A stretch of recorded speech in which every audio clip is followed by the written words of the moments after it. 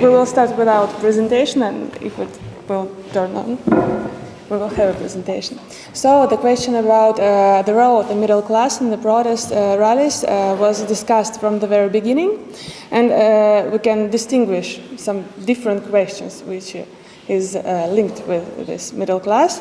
And the first is who participates, who were people who participated in the rallies, and we know that we have different positions about it, because somebody thought about this protests as it was a middle class movement or creative class movement or something like this. So other people argued that it's not true, because there was very different people who participate in the rallies, and we can't just we can't describe them as a class. The second question is, why do they participate? So it was the question about the problem and about the claim, and there was also some discussions if it were a moral protest or if it were a normal protest with some objective or material interested pursued by people. But we want to focus on third question, and this question is how do people participate? What those their practices and what they brought to those rallies.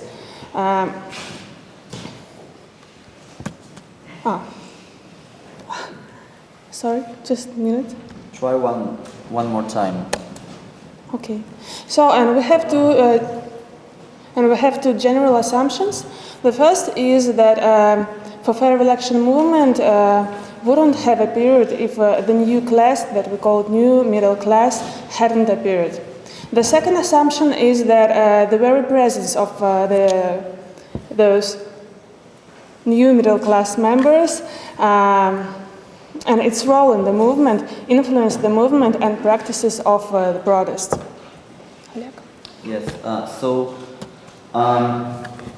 of course, we would disagree that the middle class is the subject of this protest. There are many grievances, many discontents from very different people which contributed to the emergence of the protest movement. But at the same time, these grievances and discontents have been presented in Russian society for many years, but we have the huge protest movement only now. So we have the hypothesis about the connection between the middle class formation and destigmatization of protest behavior in Russia. So I just wanted to say about some specific features of Russian social structure. So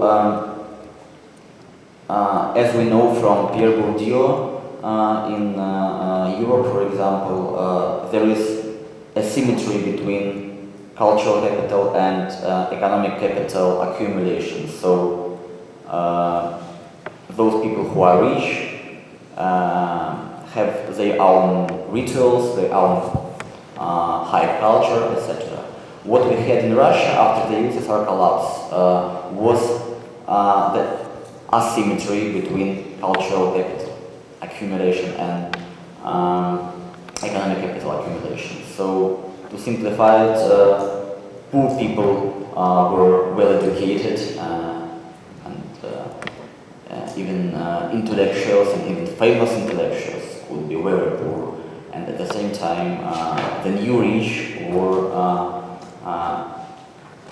not educated.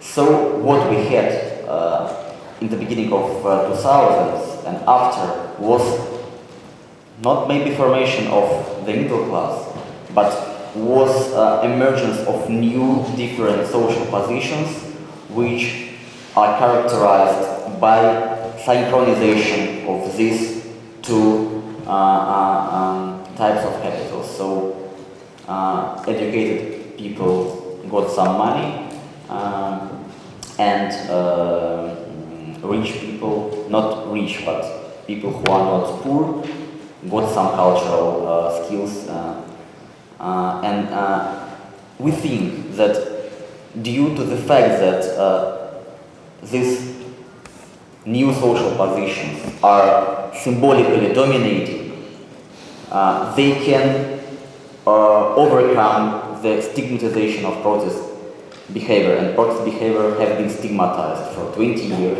in Russia, and so our hypothesis is this middle class formation contributed to re-legitimation of protest behavior. Okay, and I will come to the question: how do people protest? And I concentrate on the question: what values they bring to the protest. In our previous presentation, we were talking about the politicized personality and some values of participation which are associated with this kind of personality. That means stigmatization of politics, stigmatization of collective action, stigmatization of collective and collective identities. But I think that we should make a distinction between those values attributed to political participation and more general values which can be attributed to work, just to personal life. And what is interesting, what we find in our interviews with rally participants, with participants of new local movements, and then with participants of Navalny campaign, Navalny last campaign, that those values which regulate protest behavior are the same values which regulate which attributed to other behaviors, to work and etc. So people explain their protest behavior using the same terms as they use when they talk about their work or about their personal life. And I will give you a citation. What is interesting in this citation? The person say that he changed his work and he became an entrepreneur before he was a wage earner in a big American corporation. And he mentioned that the most important in all this, not only in his work, in his current work, is the notion of self-reliance. And he said that he understood how important this value is, and that it is a key word, and that this word became also meaningful in his everyday life.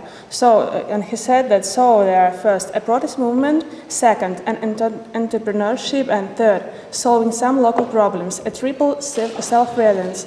So he characterized, and actually he called solving social movement. He thought about solving social movements as about something which is as about everyday life. He called this activity as быт, повседневный быт, ordinary life.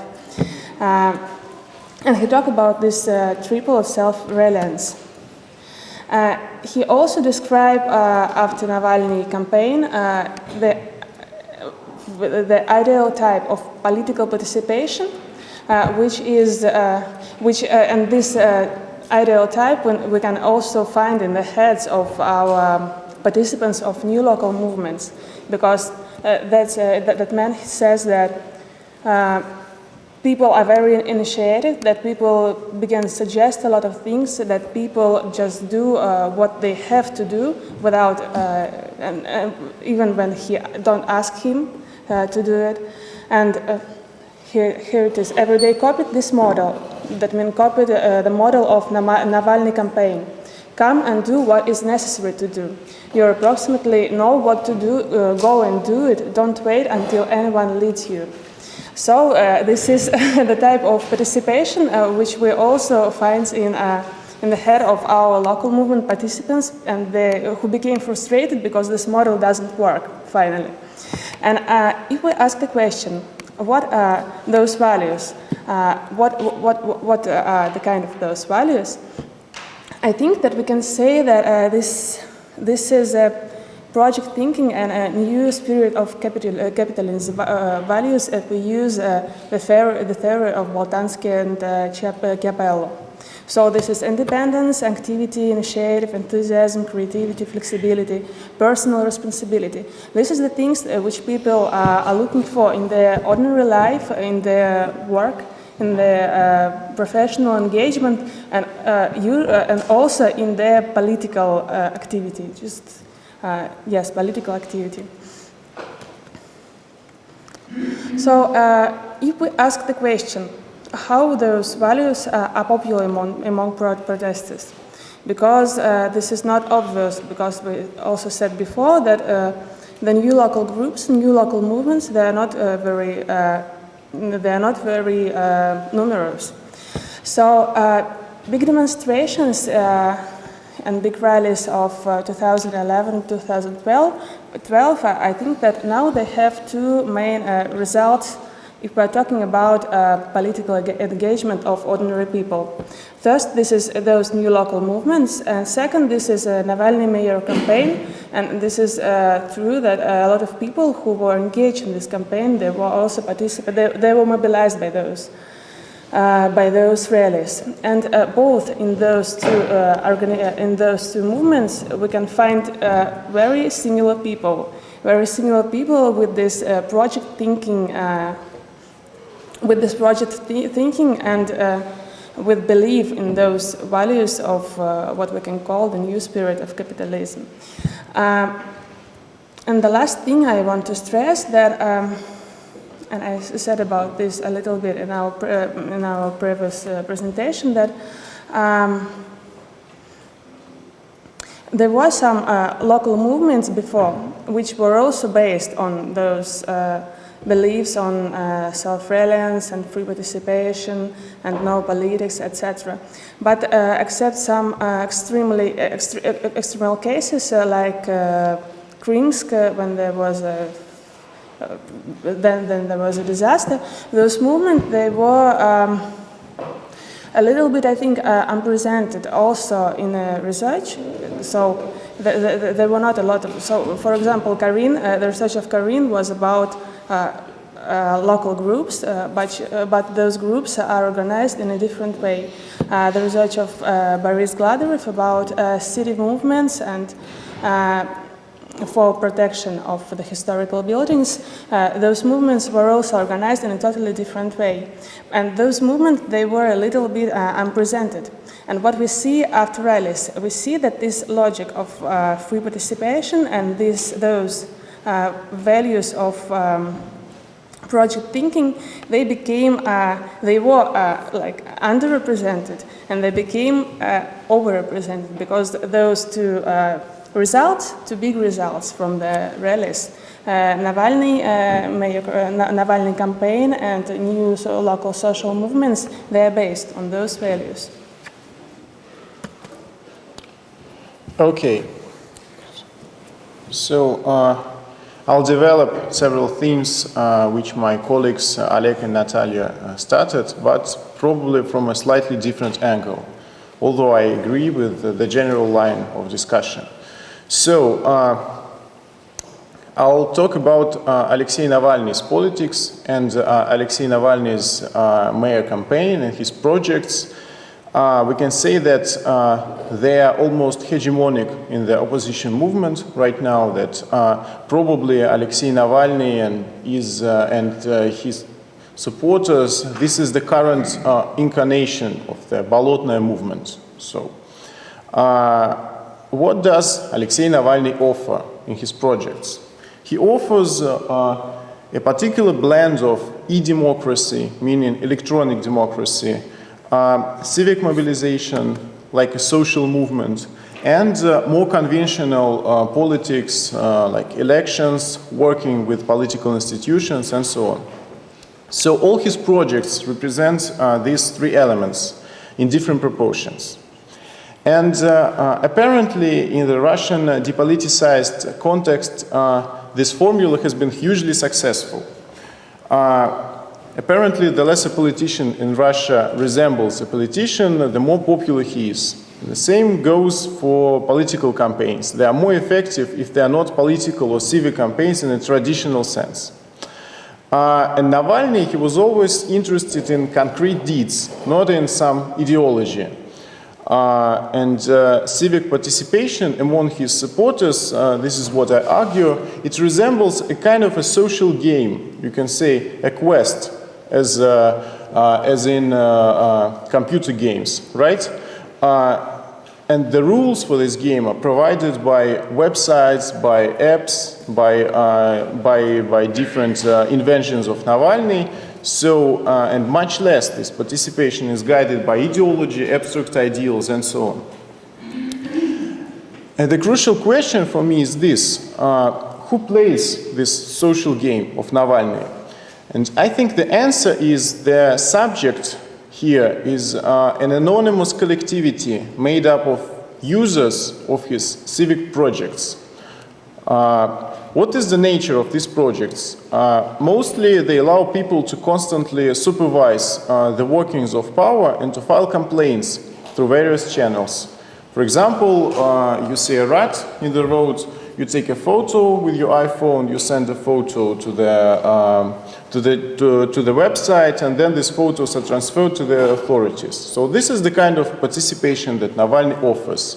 Or you use the website to check your housing tariffs, you analyze them, you calculate the best solution for you, and again you work with the authorities to adjust the housing tariffs and rates. So, what kind of participation is this? I argue that this kind of political participation is distinctly neoliberal. And by neoliberalism, I mean Wendy Brown's definition that it's a specific kind of political rationality. Okay, so it's no surprise that Western commentators easily pick up neoliberal tendencies in Navalny's politics because they see a lot of that in their countries, their respective countries. And for example, Sean Gilroy wrote a very revealing article on Navalny's neoliberalism, which is titled like that, Navalny's neoliberalism. So, I think that the political collectivity that is being created by Navalny's campaigns is a collectivity of neoliberal subjects who value transparency, accountability, and effective institutions. And political participation in this scheme does not entail collective struggle. You don't need to be in a collective to send a photo of a rat in the road to the authorities, right?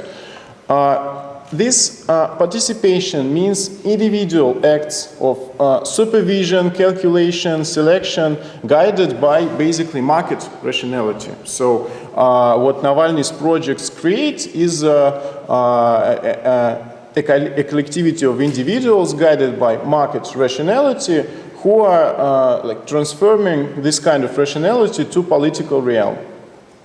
So you can also say that Navalny's public is engaged in constant supervision and data gathering about institutions, about bureaucracy, about the power institutions and such. And in this sense, this is a data public, in the words of Claire Birchall, a researcher of transparency and the link between transparency and neoliberalism. So it's a data public, meaning a public created around statistical data which analyzes, calculates, supervises, makes choices and decisions, just like neoliberal subjects do. Okay, and I believe that this type of rationality is characteristic of an emerging middle class in Russia, both politically and economically. This is really the defining feature of the middle class. It's a neoliberal basis of thinking and acting. And what is more, the target for this kind of action is bureaucracy. But not just that, it is also education and healthcare, in short, the public sector. For example, sections on education and healthcare in Navalny's electoral program represent the same rhetoric of transparency, effectiveness, accountability, which Navalny uses to criticize political institutions and such. And the difficulty here is the fact that current government policy towards the public sector is no different from Navalny's proposals. The reform of schools, hospitals, universities is also focused on transparency and effectiveness operationalized in some numeric parameters. So, okay. So perhaps with Navalny in power, this reform will be implemented even more vigorously because he agrees with these policies. And such reforms meet passive resistance in the Russian public sector. Sometimes the protests are quite vocal and organized, as with the pediatricians in Izhevsk, who created their own independent union in the public sector. So I won't go into the details, I'll just say that the crucial point for me here is this. Isn't it possible that the neoliberal collectivity mobilized by Navalny would be in conflict with the work collectives in the public sector when some time, passes? And wouldn't that be, in the last instance, a class conflict? A conflict between neoliberal market rationality and the solidarity from below, the solidarity of work collective in the public sector.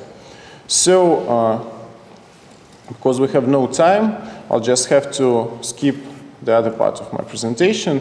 And I'll just say that the really serious and open question here is, are the demands of this new middle class, which are manifested by Navalny's politics, are they really so incompatible with the revolution, with the evolution of the regime? So, can you say that these demands couldn't be met by the government? Because they really can, since the policy towards the public sector, current government policy is very much like Navalny's policy. So I think that that's really an open question if this new middle class, which is created in part by the Bolotnaya protest, by Navalny's politics, couldn't it be integrated in the current system? Thank you. Thank you, colleagues.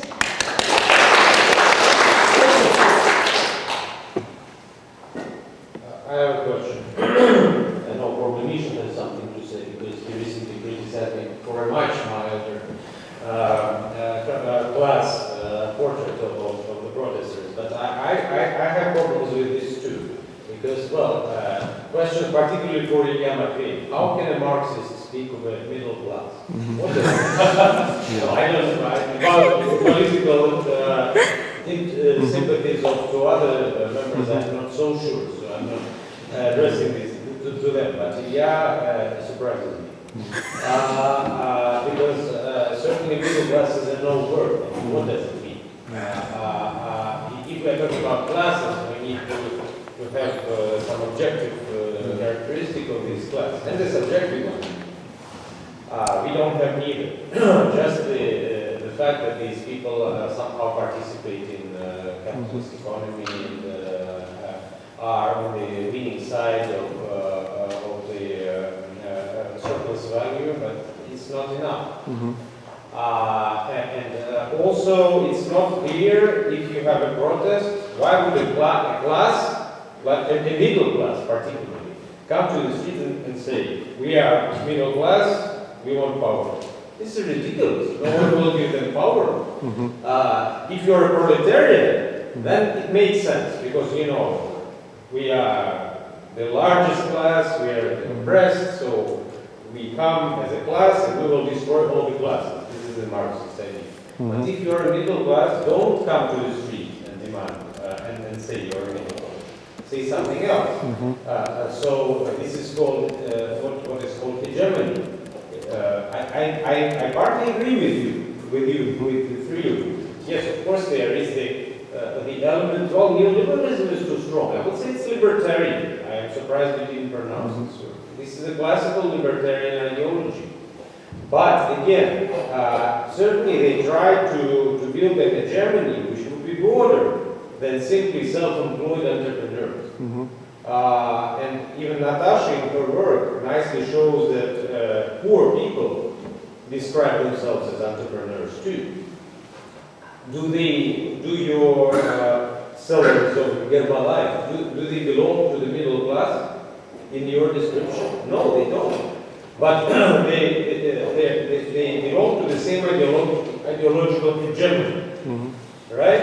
And therefore, we can see this libertarian hegemony or an attempt at such, but we don't see a class. I don't think so. Okay, so, well, I'll say that I sometimes surprise myself when I talk about middle class. So, the idea here is that the notion of middle class that we develop is very far from the conventional definitions of the middle class. It's not about income, it's not about some position in the society, right? I think that all the political scientists who will listen to our presentation, they'll say that it's no middle class, that's not about that. So middle class here, we need this term to name somehow this emerging subject, which has some cultural characteristics, which engages in cultural consumption, which is also has some market rationality and has a specific way of thinking, and which, in the last instance, has political ambitions. So, and your second part of your question, I think that's exactly what people are doing. They are coming to the streets and saying, we are middle class, we want power. No, they don't. I mean, the objective evidence that I quoted in my talk yes, shows the opposite. I know that some quotes show that they identify themselves with people, right? With people. And yet, if we take more global and more general view, I think it's still useful to say that they are not really, people, and in their characteristics and their modes of thinking, they are not connected to the majority of the population. And even these symbolic identifications, they don't help in this sense. So they can say that they are the people, but in their practices, they separate themselves from the majority. So this is really the question how to call them. I don't know, petty bourgeoisie. Maybe we should call them in a classic Marxist notion, but they're not really that. That's not that they're not all self-employed, for example. They're not owners of their own small businesses. That's not that, right? But they're also not the proletarians. They're not. At least in their economic thinking and in their cultural, the patterns of cultural consumption, they are not proletarians. So I think that middle class, perhaps it's counterintuitive, but I still think that it's useful. Yeah, I'm sorry, we need to be very brief, so please, 3 colleagues have questions. No, you are the first on this panel. Thank you. Well, thank you for your report. I would oppose, I guess, 95% of the statements made by the one here. I'm just wondering whether you are familiar with the works of Sergei Patrushev Institute of Sociology at Russian Academy of Science. They did, I guess, 2 waves of surveys, and they try to pose the questions which are rather familiar with what you've done. They get data on the values of protesters from 2010 to 2012, so you can use it. And I also have a kind of warning against the new middle class notion concept, because it's really vague and broad to tackle what are those groups which jump progress. And I guess this is not really a good concept. Thank you. Any comments? It's not a question. Okay, so then Karin. Thanks. I'm not quite convinced with your class approach. I think the problem is, I think in Russia we cannot think in terms of class, and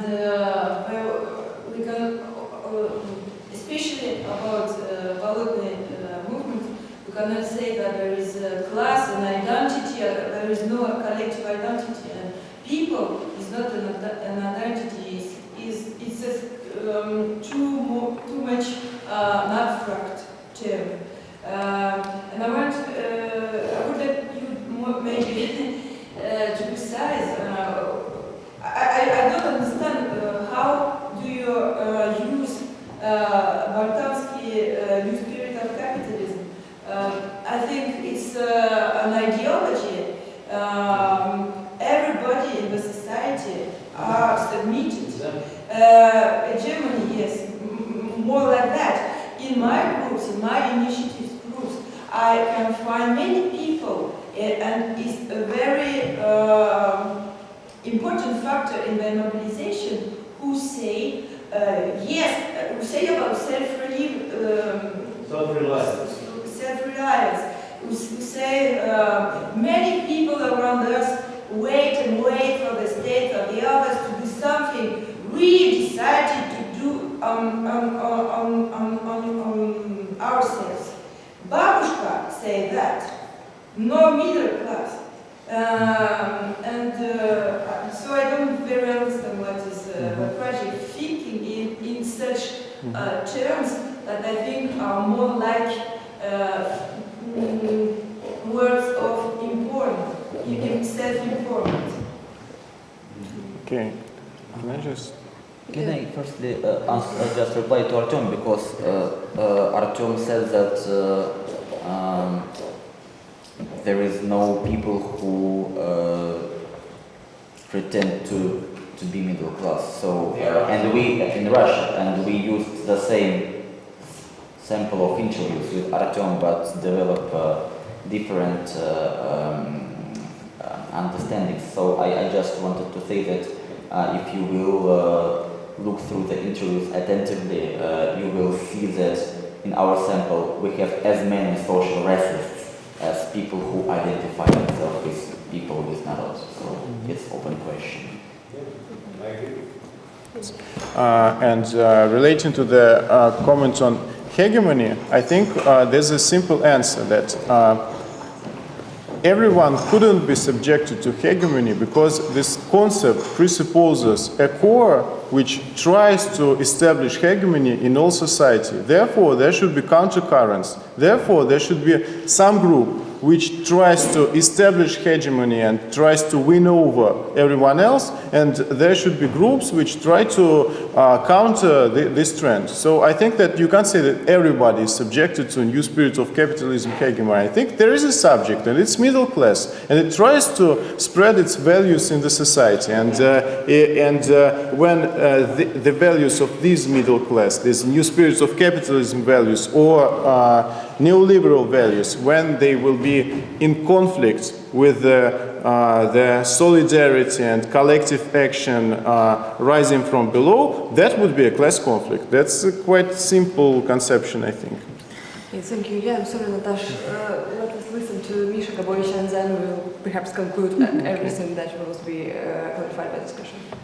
So Natalya has this wonderful concept of investment and reform, which can be applied to terms, to concepts of the study of society. And I think middle class is one of those concepts where the investment really won't pay off. Because what we've seen several times during this conference and elsewhere is that people start making generalizations about the middle class, and then when confronted with criticisms, they have to say, well, but I don't really mean it the way people usually talk about the middle class, I mean it some other way. So I think the investment, the effort you have to expend on making middle class mean what you want it to mean, are just not worth it. And forgive me for being banal, but I mean, if you want to single out the group, the shared characteristics of the group that you're talking about, and why don't you just introduce a test case? So no matter how you define what you have now been calling middle class, and it can be called something else, why don't you just draw up a list of the characteristics that you think define this group? No matter whether they have anything to do with, I don't know, income, socioeconomic status, function, etc., or anything else, conceptions of critique, and then try to take a random sample of people with these characteristics and see whether within that random sample you find the same kinds of behavior, or at least approval of the same kinds of behavior that you see in your group. Because if you just take the kinds of people that you find anyway in the protest group, like, I don't know, 50 or 60 interviews, and then you just make generalizations without any contrast and comparison with people in the general population, that kind of makes what you're saying lose a lot of its explanatory value. And then once you've done that, you can come up with a concept that best captures this set of characteristics. Thanks. Do you want to conclude very briefly all your emotions and reactions on the comments? Okay, no, I just wanted to answer to Karina and to some other critics about the use of the notion of new spirit of capitalism. This is I use the citation to show that those values, that this is not, first, this distinction between different kind of values. Because, for example, the self-reliance, this is the value which is not associated only with the new spirit of capitalism, and which is not just appeared now. Because, for example, Oleg Zhuravlev wrote an article and even a book about appearance of individualized personality and the value of self-reliance after the perestroika, and that this value have its own history also in the Soviet Union, also in the Soviet Union regime. So we shouldn't mix. When we see that people are self-reliant, and when we see that people can say, okay, I can do it, I should be initiative, I just realize it, it's not the same that they have the whole set of values of project thinking. So when Babushka realized that, okay, I shouldn't obey, I can act, this is not the same when the people come with existing beliefs of I should be initiative, I should be creative, I should be flexible, I should be enthusiastic, and all other people should be the same. So those things we should distinguish. So the values can be the same, but the set of values can be different. And we should talk about those the values and the practices, the activities, how those groups are organized. Because as far as I understand from your research, your group were organized in a different way than those groups. And the normal activity, the thing that participants of those groups wait from other participants, this norm also was different, because here we can find just that everybody, every participant of a group wait from other to be active and enthusiastic, initiative, creative, and imagine this community in a very proper way.